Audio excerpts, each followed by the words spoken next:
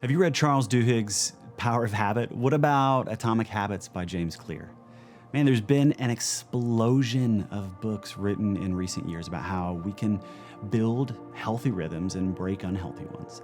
And they add really cool neuroscience to essentially back up what Jesus and his followers have been saying for a few millennia.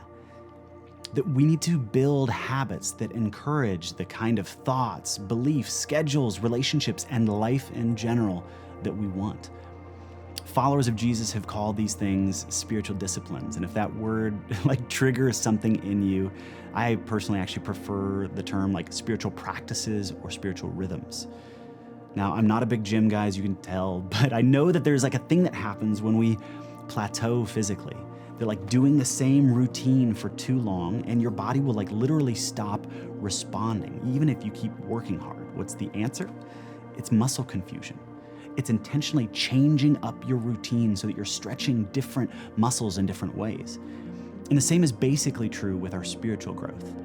If you feel like you've plateaued in your connection with God, there can be helpful spiritual rhythms and practices that can recatalyze your spiritual growth. And I'm going to say this a lot, but these aren't hacks.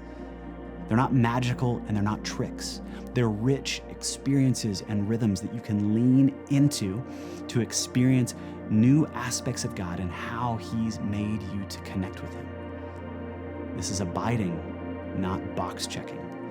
This is a spiritual opportunity, not religious obligation.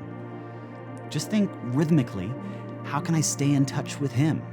If I only talked to my wife for 5 minutes a day or an hour a week, we wouldn't have a great relationship. But when we're in touch often throughout the day, when we have long set aside times to check in and connect, man, I filter my choices based on what would honor her, and the same is true with God. How can you create more rhythms, more touch points with God, more frequently and with greater depth? Maybe you set a timer on your phone that just reminds you throughout the day to think about Him and to connect with Him. Maybe it's having a rhythm like a prayer that you say or a psalm that you read. I've been doing one recently where there's a psalm just that I reflect on each morning when I get up. And then I just say a quick word of prayer as I think through what happened over the last 24 hours before I go to bed. Maybe it's listening to music. Maybe it's a podcast. I don't know. It could be a literally infinite number of things. And that's where your unique personality, your unique life stage, your unique creativity, your unique personality come into play. You get to experiment what helps you connect, what doesn't just check a box I had quiet time, I drank my coffee and stared at my Bible for 15 minutes. That is maybe not helpful for everybody all the time. How can you connect with God?